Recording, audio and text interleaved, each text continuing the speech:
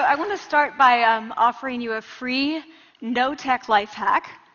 And all it requires of you is this, that you change your posture for 2 minutes. But before I give it away, I want to ask you to right now do a little audit of your body and what you're doing with your body. So how many of you are sort of making yourselves smaller? Maybe you're hunching, crossing your legs, maybe wrapping your ankles. Sometimes we hold on to our arms like this. Sometimes we spread out. I see you. So I want you to pay attention to what you're doing right now. We're going to come back to that in a few minutes, and I'm hoping that if you sort of learn to tweak this a little bit, it could significantly change the way your life unfolds. So we're really fascinated with body language, and we're particularly interested in other people's body language. You know, we're interested in, like, you know, an awkward interaction, or a smile, or a contemptuous glance, or maybe a very awkward wink, or maybe even something like a handshake. Here they are arriving at number 10, and look at this lucky policeman gets to shake hands with the President of the United States. Oh, and here comes the Prime Minister of it. No.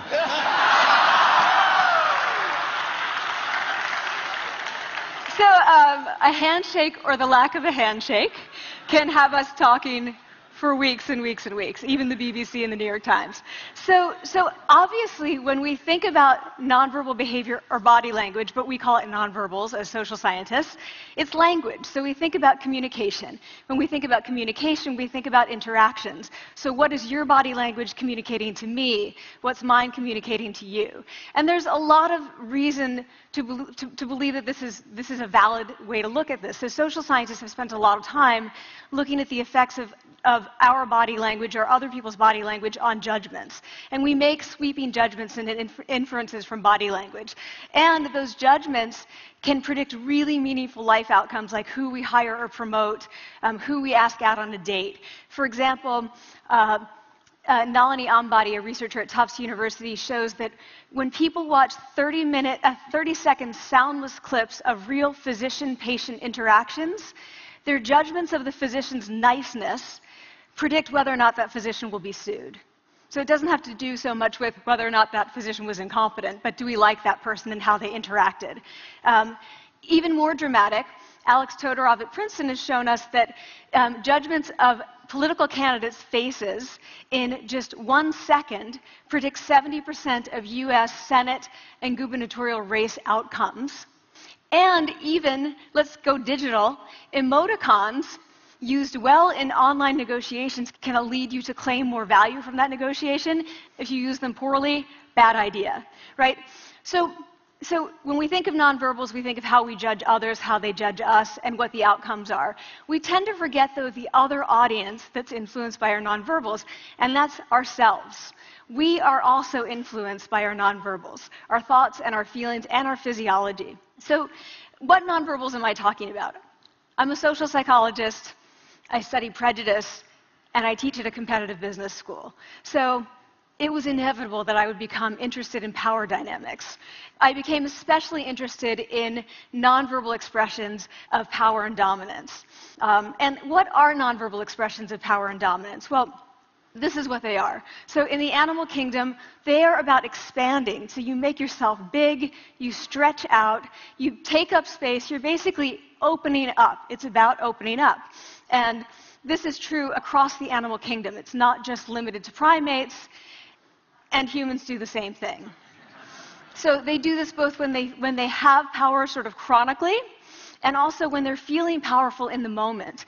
And this one is especially interesting because it really shows us how universal and old these expressions of power are. This expression, which is known as pride, Jessica Tracy has studied, she shows that people who are born with sight and people who are congenitally blind do this when they win at a physical competition. So when they cross the finish line and they've won, it doesn't matter if they've never seen anyone do it, they do this. So the arms up in the V, the chin is slightly lifted. What do we do when we feel powerless? We do exactly the opposite. We close up, we wrap ourselves up, we make ourselves small. We don't want to bump into the person next to us. So again, both animals and humans do the same thing. And this is what happens when you put together high and low power.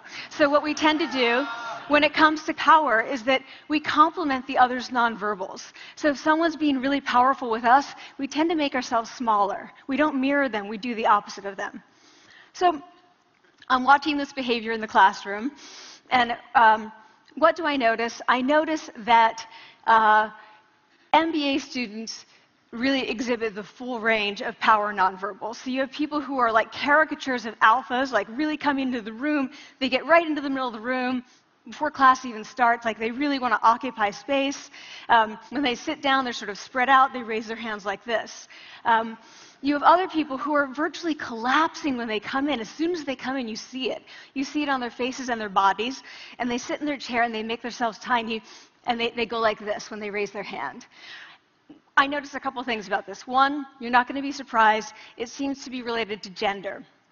So women are much more likely to do this kind of thing than men. Women feel chronically less powerful than men, so this is not surprising.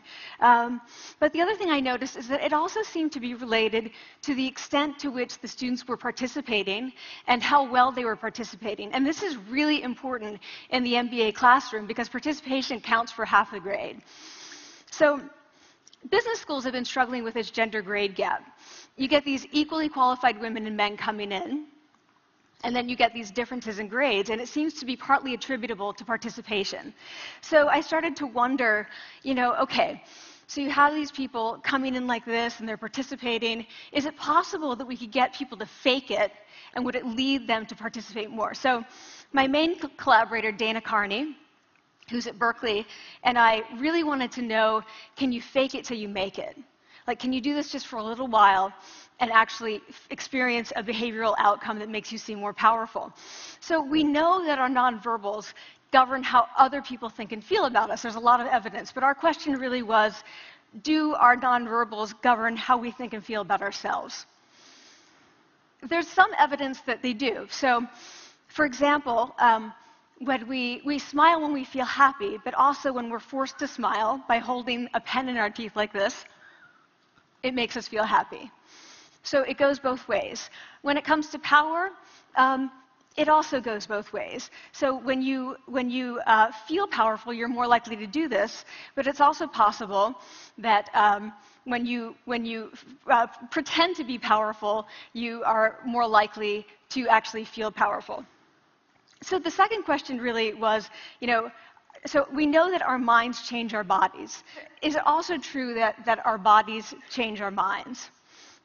And when I say minds, in the case of the powerful, what am I talking about?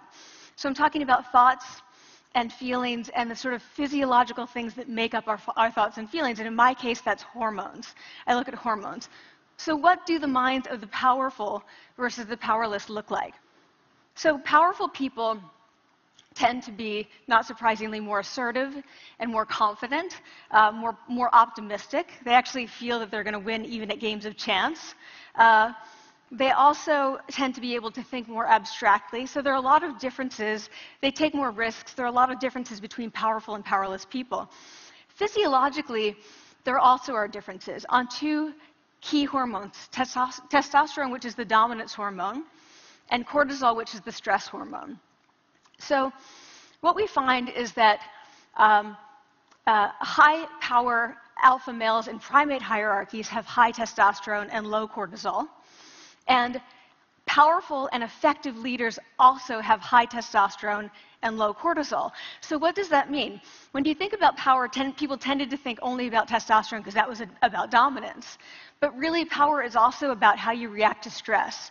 So do you want the high-power leader that's dominant, high on testosterone, but really stress reactive? Probably not, right? You want the person who's powerful and assertive and dominant, but not very stress reactive, the person who's laid back.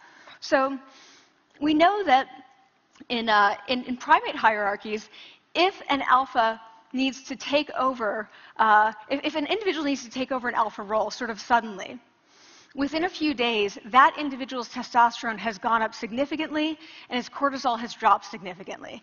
So we have this evidence both that the body can shape the mind, at least at the facial level, And also that role changes can shape the mind. So what happens, okay, you take a role change, what happens if you do that at a really minimal level, like this tiny manipulation, this tiny intervention? For 2 minutes you say, I want you to stand like this, and it's going to make you feel more powerful.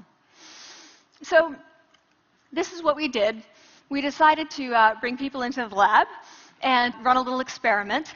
And these people adopted for 2 minutes either high power poses or low power poses. And I'm just going to show you 5 of the poses, although they took on only 2.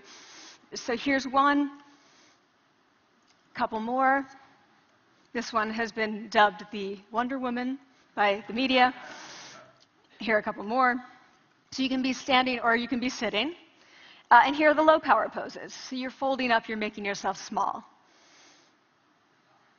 This one is very low power. When you're touching your neck, you're really kind of protecting yourself. So this is what happens. They come in, they spit into a vial. We, for 2 minutes, say, you need to do this or this. They don't look at pictures of the poses. We don't want to prime them with the concept of power. We want them to be feeling power, right? So 2 minutes they do this. We then ask them, how powerful do you feel on a series of items? And then we give them an opportunity to gamble. And then we take another saliva sample. That's it. That's the whole experiment. So this is what we find. Risk tolerance, which is the gambling. What we find is that when you're in the high power pose condition, 86% of you will gamble.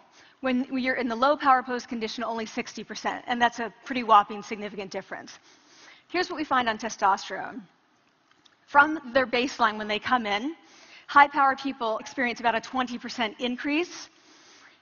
And low power people experience about a 10% decrease. So again, 2 minutes and you get these changes. Here's what you get on cortisol. High power people experience about a 25% decrease, and the low power people experience about a 15% increase. So 2 minutes lead to these hormonal changes that configure your brain to basically be either assertive, confident, and comfortable, or really stress reactive, and feeling sort of shut down. And we've all had that feeling, right? So it seems that our nonverbals do govern how we think and feel about ourselves. So it's not just others, but it's also ourselves. Also, our bodies change our minds.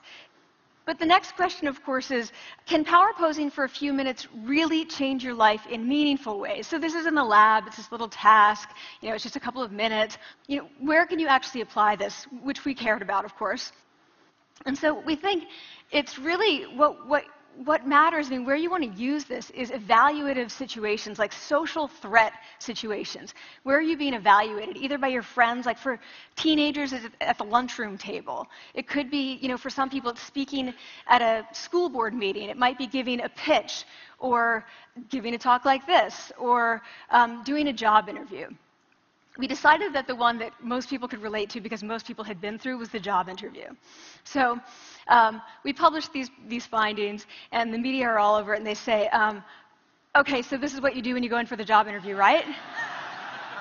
So we were, of course, horrified, and said, oh my God, no, that's not what we meant at all, for numerous reasons. No, don't do that. Again, this is not about you talking to other people, it's you talking to yourself. What do you do before you go into a job interview? You do this. Right? You're sitting down, you're looking at your iPhone or your Android, not trying to leave anyone out. You're looking at your notes, you're hunching up, making yourself small, when really what you should be doing maybe is this, like in the bathroom, right? Do that, find 2 minutes. So that's what we want to test, okay? So we bring people into a lab, and they do either high or low power poses again. They go through a very stressful job interview. It's 5 minutes long. They are being recorded, they're being judged also, and the judges are trained to give no nonverbal feedback. So they look like this. Like, imagine this is the person interviewing you. So for 5 minutes, nothing. And this is worse than being heckled. People hate this. It's what Marianne LaFrance calls standing in social quicksand. So this really spikes your cortisol. So this is the job interview we put them through, because we really wanted to see what happened. We then have these coders look at these tapes, 4 of them. They're blind to the hypothesis, they're blind to the conditions. They have no idea who's been posing in what pose. And they end up looking at these sets of tapes, and they say, oh, we want to hire these people, all the high power posers. We don't want to hire these people. We also evaluate these people much more positively overall. But what's driving it? It's not about the content of the speech. It's about the presence that they're bringing to the speech. We also, because we rate them on all these variables related to sort of competence, like how well structured is the speech? How good is it? What are their qualifications? No effect on those things. This is what's affected. These kinds of things. People are bringing their true selves, basically. They're bringing themselves. They bring their ideas, but as themselves, with no, residue over them. So this is what's driving the effect or mediating the effect. So when I tell people about this, that our bodies change our minds and our minds can change our behavior and our behavior can change our outcomes, they say to me, it feels fake, right? So I said fake it till you make it. It's not me. I don't want to get there and then still feel like a fraud. I don't want to feel like an imposter. I don't want to get there only to feel like I'm not supposed to be here. And that really resonated with me because I want to tell you a little story about being an imposter and feeling like I'm not supposed to be here. When I was 19, I was in a really bad car accident. I was thrown out of a car, rolled several times. I was thrown from the car, and I woke up in a head injury rehab ward. And I had been withdrawn from college, and I learned that my IQ had dropped by 2 standard deviations, which was very traumatic. I knew my IQ because I had identified with being smart, and I had been called gifted as a child. So I'm taken out of college. I keep trying to go back. They say, you're not going to finish college. There are other things for you to do, but that's not going to work out for you. So I really struggled with this. And I have to say, having your identity taken from you, your core identity, and for me it was being smart, having that taken from you, there's nothing that leaves you feeling more powerless than that. So I felt entirely powerless. I worked and worked and worked, and I got lucky and worked and got lucky and worked. Eventually, I graduated from college. It took me 4 years longer than my peers. And I convinced someone, my angel advisor, Susan Fisk, to take me on. And so I ended up at Princeton, and I was like, I am not supposed to be here. I am an imposter. And the night before my first year talk, and the first year talk at Princeton is a 20-minute talk to 20 people. That's it. I was so afraid of being found out the next day that I called her and said, I'm quitting. She was like, you are not quitting, because I took a gamble on you and you're staying. You're going to stay, and this is what you're going to do. You're going to fake it. You're going to do every talk that you ever get asked to do. You're just going to do it and do it and do it, even if you're terrified and just paralyzed and having an out-of-body experience until you have this moment where you say, oh my gosh, I'm doing it. I have become this. I am actually doing this. So that's what I did. 5 years in grad school. A few years, I'm at Northwestern. I moved to Harvard. I'm at Harvard. I'm not really thinking about it anymore, but for a long time I had been thinking, not supposed to be here, not supposed to be here. So at the end of my first year at Harvard, a student who had not talked in class the entire semester, who I had said, look, you've got to participate or else you're going to fail, came into my office. I really didn't know her at all. And she came in totally defeated, and she said, I'm not supposed to be here.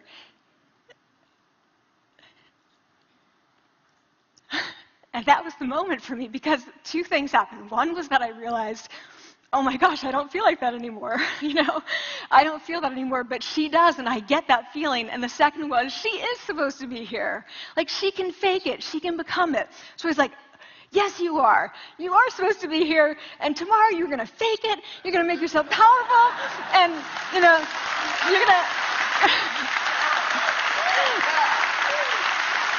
and you're going to go into the classroom, and you are going to give the best comment ever.